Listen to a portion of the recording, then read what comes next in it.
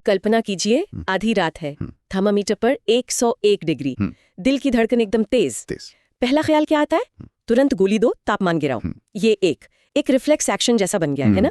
लेकिन जरा सोचिए, क्या हो अगर ये तापमान शरीर ने खुद बढ़ाया हो? और अगर खुद बढ़ाया है तो फिर क्यों? क्या हम जल्दबाजी में शरीर के किसी बहुत जरूरी काम को बीच में ही रोक रहे हैं? और देखिए, ये सवाल ही सब कुछ बदल देता है। हम बुखार से ऐसे डरते हैं जैसे वो कोई बाहर का दुश्मन हो, कोई हमलावर हो। थर्मामीटर पर 100 का आंकड़ा पार होते ही हमारे अंदर का वो जो पैनिक बटन है वो दब जाता है। लेकिन अगर ये हमला नहीं बल्कि शरीर की अपनी एक सुरक्षा रणनीति का हिस्सा हुआ तो इसका मतलब तो यह है कि हम सालों से अपने ही शरीर की सेना के खिलाफ काम कर रहे हैं। बिल्कुल। और आज हम इसी गुत्थी को सुलझाने वाले हैं। हम बुखार को डर से नहीं बल्कि विज्ञान और आयुर्वेद दोनों के नजरिए से समझने की कोशिश करेंगे। आज की हमारी इस गहरी पड़ताल का आधार है decode diseases science and Ayurveda perspective platform पर दी गई जानकारी, जहां बीमारी को नहीं बल्कि शरीर के सिस्टम को समझने पर जोर दिया जाता है। तो चलिए डिकोड करते हैं कि ये बुखार आखिर है क्या, दुश्मन या शरीर का कोई गुप्त सिग्नल। ओके, तो चलिए इसे परत दर परत खोलते हैं। सबसे पहले, ये बुखार असल में है क्या? क्या ये सिर्फ शरीर के तापमान का गड़बड़ा जाना है, जैसे कोई मशीन ज्यादा गर्म हो जाती है? यही तो सबसे बड़ी गलतफहमी है। मॉडर्न फिजियोलॉजी भी ये मानती है कि बुखार कोई एक्सीडेंट नहीं है। ये एक बहुत ही कंट्रोल्ड, एक रेगुलेटेड रिस्पॉन्स है। हमारे दिमाग में एक हिस्सा होता है हाइपोथैलेमस। आप इसे शरीर का थर्मोस्टेट समझ सकती हैं। थर्मोस्टेट जैसे एसी का होता है? हाँ, बिल्कुल वैसा ही। जब जरूरत पड़ती है तो ये थर्मोस्टेट जानबूझकर शरीर का तापमान सेट पॉइंट, जो नॉर्मली 37 डिग्री सेल्सियस होता है, उसे बढ़ाकर 38 डिग्री सेल्सियस या 39 डिग्री सेल्सियस कर देता है। एक मिनट, मतलब शरीर खुद ही अपना तापमान बढ़ा रहा है? ये कोई गड़बड़ी नहीं बल्कि एक सोचा समझा फैसला है। ये तो पूरा नजरिया ही बदल देता है। हम तो ये सोचते हैं कि शरीर का सिस्टम फेल हो गया, जबकि असल में शरीर ने खुद हीटिंग ऑन की है। बिल्कुल। तो सवाल ये नहीं है कि तापमान क्यों बढ़ा, असली सवाल ये है कि शरीर को अपना थर्मोस्टेट बदलने की जरूरत आखिर पड़ी क्यों। और यहीं पर आयुर्वेद का नजरिया इसे और भी दिलचस्प बना देता है। हाँ, क्योंकि विज्ञान ये बता रहा है कि कैसे हो रहा है, शायद आयुर्वेद ये बताएगा कि क्यों हो रहा है, उसकी गहरी वजह क्या है। तो आयुर्वेद क्या कहता है इस बारे में? आयुर्वेद इसे त्रिदोष के संतुलन से जोड़कर देखता है, वात, पित्त और कफ। जो जानकारी हमने देखी है उसके अनुसार जब हमारे खान पान, हमारी दिनचर्या या मौसम में बदलाव की वजह से इन दोषों का संतुलन बिगड़ता है तो शरीर में कुछ ऐसा जमा हो जाता है जिसे शरीर या तो बाहर निकालना चाहता है या उसे ठीक करना चाहता है। और उस प्रक्रिया को तेज करने के लिए शरीर अपनी अग्नि मतलब अपनी मेटाबॉलिक हीट को बढ़ाता है। ये शरीर की खुद को ठीक करने की एक तरह से अंदरूनी सफाई करने की कोशिश है। तो मतलब विज्ञान और आयुर्वेद दोनों एक ही बात पर सहमत है कि बुखार कोई रैंडम घटना नहीं है, शरीर इसे एक मकसद से कर रहा है। अगर ऐसा है तो इसका मतलब तो ये हुआ कि हर बुखार एक जैसा नहीं होता होगा। मकसद अलग तो शायद बुखार का प्रकार भी अलग। आपने बिल्कुल सही पकड़ा। उस प्लेटफॉर्म पे साफ तौर पे यही बताया गया है कि बुखार के पीछे कई अलग अलग कारण हो सकते हैं और हर कारण के लिए हमारी प्रतिक्रिया भी बिल्कुल अलग होनी चाहिए। हर बुखार को एक ही दवा से ठीक करने की कोशिश करना वो तो वैसा ही हुआ जैसे हर ताले को एक ही चाबी से खोलने की कोशिश करना। ये बहुत दिलचस्प है। तो चलिए इन अलग अलग तालों और चाबियों को समझते हैं। सबसे आम कारण क्या होता है? पहला और शायद सबसे आम प्रकार है आम दोष से पैदा होने वाला बुखार। आम दोष, ये शब्द सुनने में थोड़ा भारी लगता है। इसका सरल भाषा में क्या मतलब है? देखिए, आयुर्वेद में आम का मतलब है कच्चा, अधपचा या कह सकते हैं टॉक्सिक पदार्थ।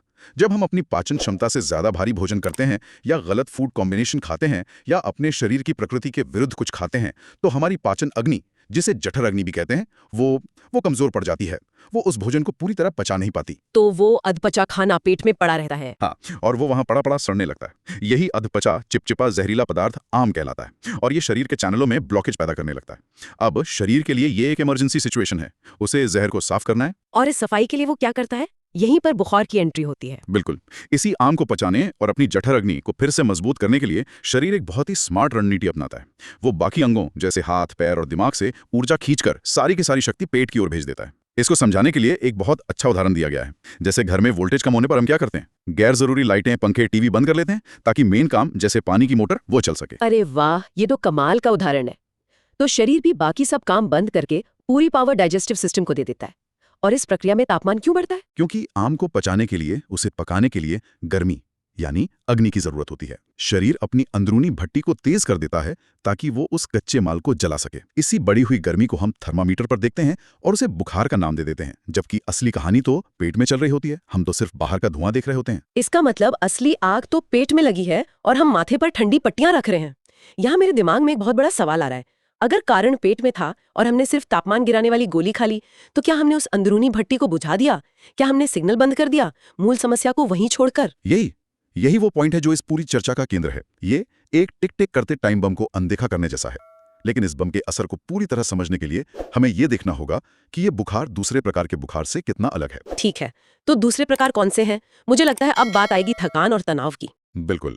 दूसरा मुख्य प्रकार है थकान, तनाव और डिहाइड्रेशन से होने वाला बुखार। ये सुनने में अजीब लग सकता है कि थकान से भी बुखार होता है, पर ये बहुत आम है। ये कैसे काम करता है? इसमें तो पेट में आम जैसी कोई चीज नहीं है। सही। यहाँ मैकेनिज्म बिल्कुल अलग है।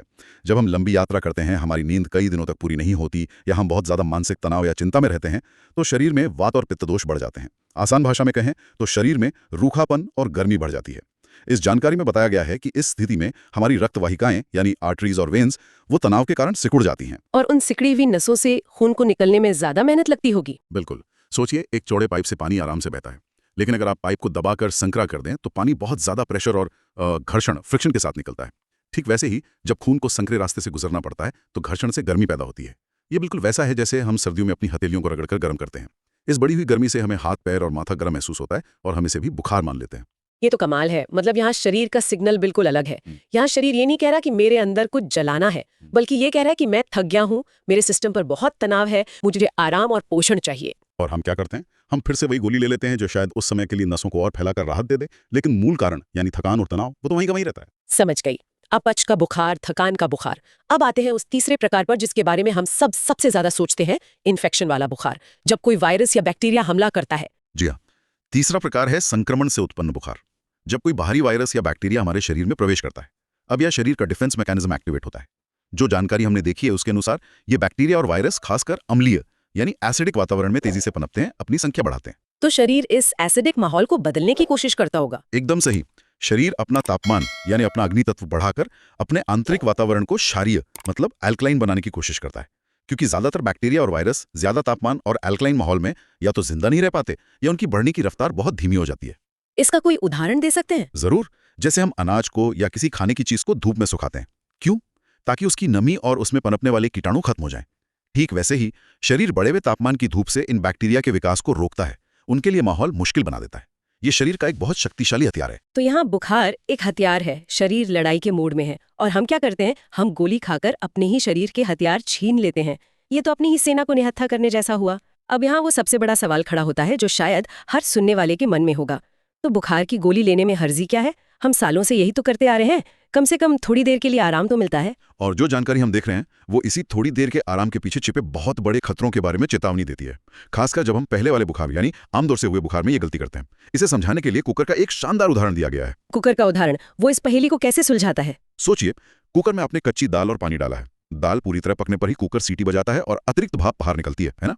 ठीक उसी तरह हमारी आंतों में आम यानी वो अधपचा भोजन पूरी तरह पकने के बाद ही उसका शुद्ध और पौष्टिक रस बनकर खून में जाना चाहिए। और जब हम गोली खाते हैं तब क्या होता है? क्या हम उस कुकर को समय से पहले खोल देते हैं? बिल्कुल। दवा लेने से वो प्रक्रिया बाधित हो जाती है।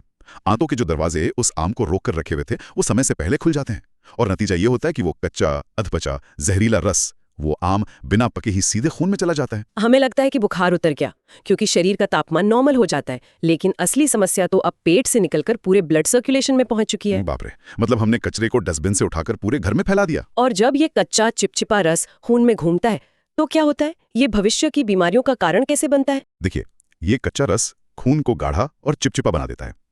अब ये भारी और चिपचिपा खून शरीर में जहां भी जाएगा और जहां भी इसे कमजोर जगह मिलेगी वहीं जमना शुरू हो जाएगा। मान लीजिए ये गाढ़ा रस जोड़ों में जाकर जमने लगा। 1-2 दिन में कुछ नहीं होगा, लेकिन सालों तक ये प्रक्रिया चलती रही तो यही जमाव गठिया यानी आर्थराइटिस का रूप ले सकता है। रुकिए, मतलब सालों बाद होने वाले आर्थराइटिस का बीज शायद बचपन में किसी बुखार में जल्दबाजी में ली गई गोली में छिपा हो सकता है। ये बिल्कुल संभव है। उस जानकारी का तर्क यही है। अब सोचिए, जब ये गंदा खून लिवर में पहुंचता है, लिवर हमारे शरीर का फिल्टर है। वो इस गंदगी को साफ करने की कोशिश में सारा जहर अपने अंदर जमा करता रहता है। सालों तक हमें पता भी नहीं चलता। फिर एक दिन अचानक रिपोर्ट में आता है फैटी लिवर ग्रेड 1। हम ध्यान नहीं देते। फिर ग्रेड 2, फिर ग्रेड 3, इसके बाद लिवर सिरोसिस और अंत में लिवर कैंसर तक का खतरा हो सकता है। ये तो बहुत ही गंभीर तस्वीर है। मतलब हम एक छोटी सी राहत के लिए अपने सबसे जरूरी अंगों को दांव पर लगा रहे हैं। क्या इसका असर फेफड़ों या दूसरे अंगों पर भी होता है? हाँ, यही चिपचिपा पदार्थ जब फेफड़ों के चैनलों में जमता है तो अस्थमा जैसी सांस की समस्याएं शुरू हो सकती हैं। और सबसे चौंकाने वाली बात वो डायबिटीज से जुड़ी है, जो आज घर घर की कहानी बन चुकी है। डायबिटीज? बुखार की गोली का कनेक्शन डायबिटीज से कैसे हो सकता है? ये तो अविश्वसनीय लगता है। इसका तर्क बहुत सीधा है।